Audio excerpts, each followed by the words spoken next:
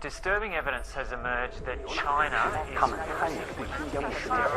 There's growing evidence of mass torture and forced sterilizations to slash birth rates.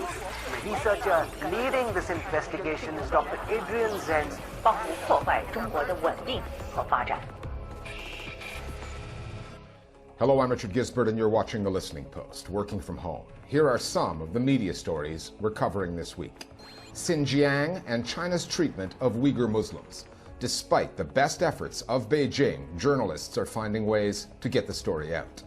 If you're reporting on the military in Pakistan, prepare for the worst, like getting abducted in broad daylight. Mammy, Jezebel, and Sapphire. Do they look familiar? We examine the stereotyping of black women on screen. And what's it like to be Muslim when your story ends up in the hands of others? We have come up with some ideas that we think would really appeal to the, oh, okay. The PR apparatchiks in Beijing have had a rough 2020. The COVID-19 pandemic, the first cases of which were in China, has brought a tidal wave of bad press. It did, however, provide a distraction from the growing scrutiny of the mass internment of Uyghur Muslims in the province of Xinjiang. But that story is back where it belongs, on the news agenda. A few weeks back, the Associated Press reported on Uyghur women being subjected to forced sterilizations and abortions. Then came a video investigation by the New York Times showing Chinese companies using Uyghur labor to produce face masks and other PPE to fight the pandemic. Xinjiang is, by Beijing's design, completely closed to foreign reporters. Journalists have had to innovate to find ways to tell this story, reporting that is being countered in increasingly aggressive ways by the authorities. Our starting point this week is Xinjiang.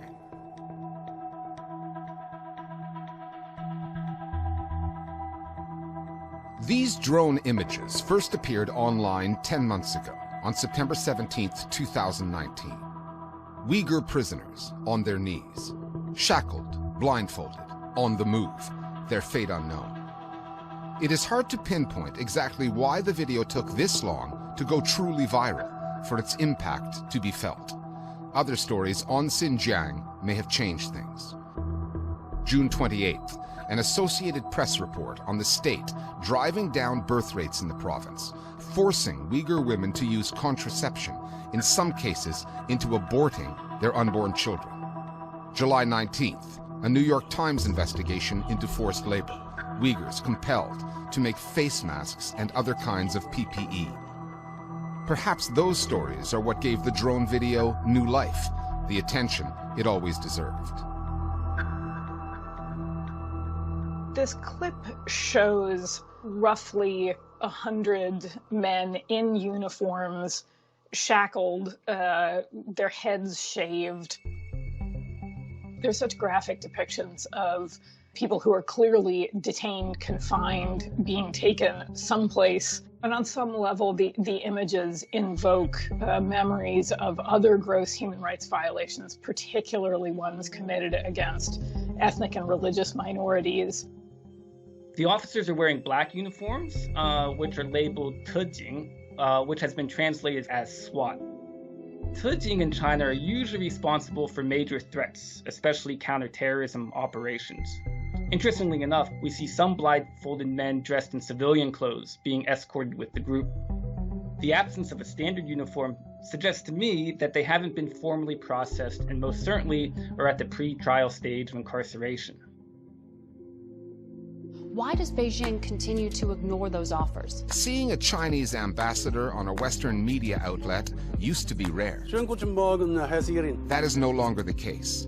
Beijing's diplomatic corps has been aggressively defending China's response to COVID-19 on all kinds of news channels.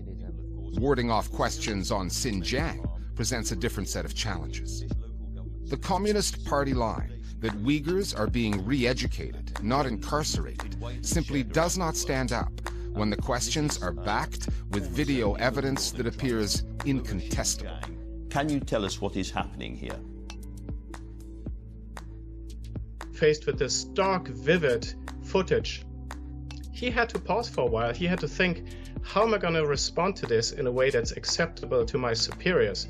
And If he would not lie on national television, he would lose his job. This is not the first time you show me. I still remember last year you showed me what is happening in Xinjiang. Exactly. But let me tell you this. Xinjiang, have you been to Xinjiang yourself? No, I never have. You know, Xinjiang is regarded as the most beautiful place in Xinjiang. There's a Chinese saying, you do not know how big China is. Ambassador, that is not beautiful coverage, however, is it? When this video was shown to the Chinese ambassador Liu Xiaomin, he said, "Oh, I don't know what it is. It could be anything." And he obviously dismissed the video as just a prison transfer happens everywhere in the world, and praised how beautiful Xinjiang is. So much of the evidence is just documentary evidence or anecdotal evidence. So when you get video material like this, it's just an unprecedented visual reflection of the atrocity that's being carried out. And that's why it has such an impact. These are Uyghur people being pushed onto trains. And so these diplomats, they're being challenged on national television about this. That's not an easy situation for him to be in. Adrian Zenz is an academic who, from his base in Germany, studies Chinese government documents online and turns them into news stories.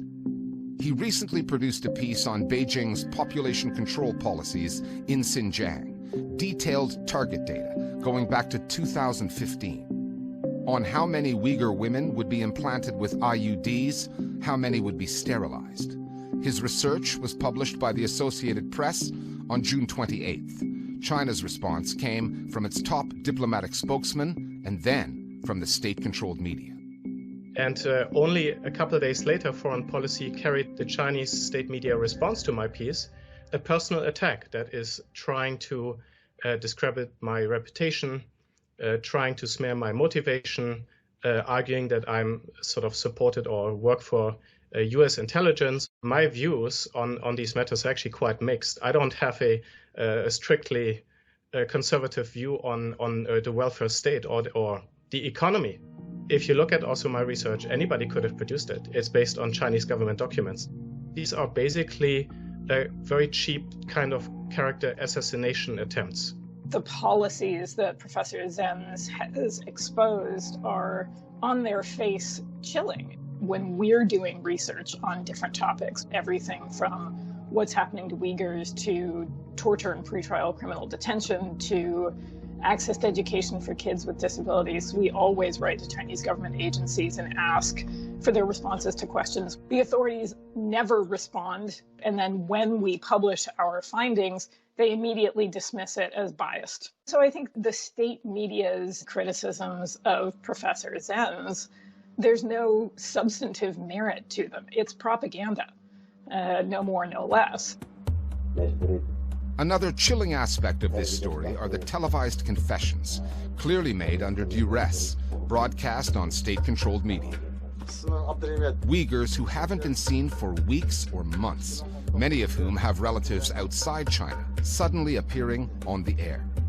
They have the look of hostages, turned into propaganda tools by the state. Hello everyone, Samira Imed has been campaigning for the release of her father, who is a Muslim scholar and publisher who disappeared for many years, and out of the blue he appeared, looked very different, head shaven, urging the daughter to stop bad-mouthing China. Eğer partiye hükümet bulmagan bolsa, bizning bugünkidek baxtiyar turmushimiz hergiz bo'lmagan bo'ladi. They say the Chinese government basically using their parents as hostage to threaten them to keep quiet. If they don't, and more horrible things will happen to their loved ones. So they say it's a new tactic by the Chinese government to silence the voice of overseas Uyghurs. Some of these people have been dragged out of a camp to be interviewed on Chinese state television. They have shaven heads. They have lost a huge amount of weight. They are a shadow of their former self. The horrific irony of this is that oftentimes that is the first time in years that the Uyghur exiles who are outside of China have been able to see them or contact them. They've been incommunicado. I mean, who's Beijing trying to fool with this, right? For more than half a century, the target of the Chinese Communist Party's propaganda has been its own citizens. But 2020 and COVID-19 have put China in the global spotlight, facing an unprecedented PR predicament. Its messaging techniques have hardened. The CCP is on the offensive, setting its sights on foreign audiences, overseas Chinese, and, on the Xinjiang story, Uyghurs living abroad. Take it as a sign, one of many, that despite the criticism, Beijing is not turning back. As media continues to focus on mass detentions, enforced labor, I believe the CCP has taken their strategy into a new phase. And we've seen a really startling increase in the number of convictions in Xinjiang, and many of the crimes are arbitrary and capricious. For example, committing crimes that disrupt public order or extremism. And in the meantime, we see a lot more of human intelligence gathering. So we see an increasingly invasive state that's occurring outside the confines of detention and forced labor. So really, no Uyghur is shielded or insulated from the long reaches of the state.